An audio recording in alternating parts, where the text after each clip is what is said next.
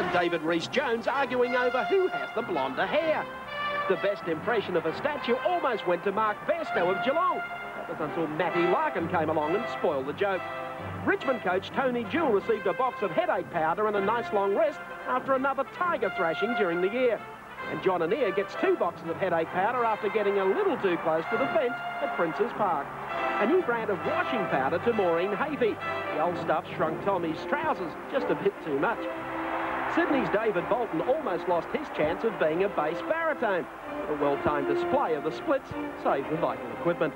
The longest distance travelled on your backside, the Eagles' David Hart.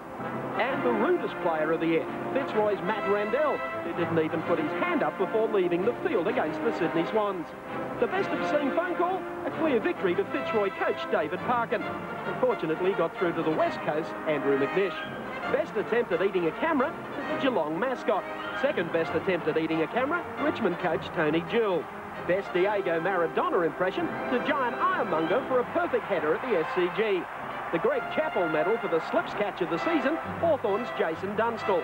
The most unfortunate retaliation went to Simon Beasley, who was booked after everyone but the umpire saw the first one. Silliest hat of the year to this man, by unanimous vote.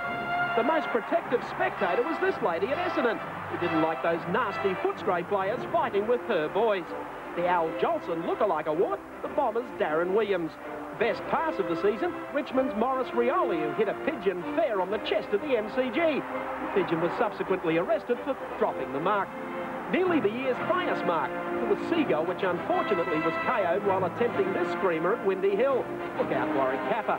The best tackle on a teammate, the Tigers' Peter Wilson on the flea Dale Wakeman after the siren against the Eagles at the MCG. Television shot of the year to the cameraman who actually caught Kevin Sheedy smiling during a game. Brisbane Stuart Glascott gave the bump of the year to an unsuspecting umpire at Carrara.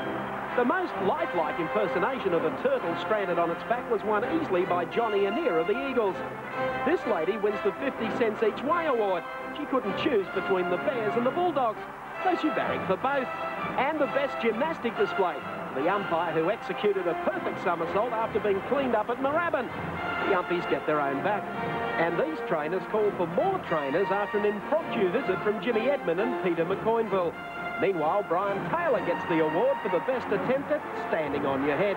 While the newest dance step of the year was invented by this goal umpire at Prince's Park. Easiest goal of the season, Melbourne's Brian Wilson. And hang on, Willow, the goals are over there on your left. Whoops! The Boot in the Mouth award was won by Carlton Shane Robertson, and his molars rattled by Mark Bairstow of the Cats. Best view of a match was had by this kid at Geelong. Last report, though, he was still up there. And finally, the sweetest revenge on politicians. The Carlton's Justin Madden, who speaks to the Prime Minister, they claim he's been doing to us for years. Justin, we love you.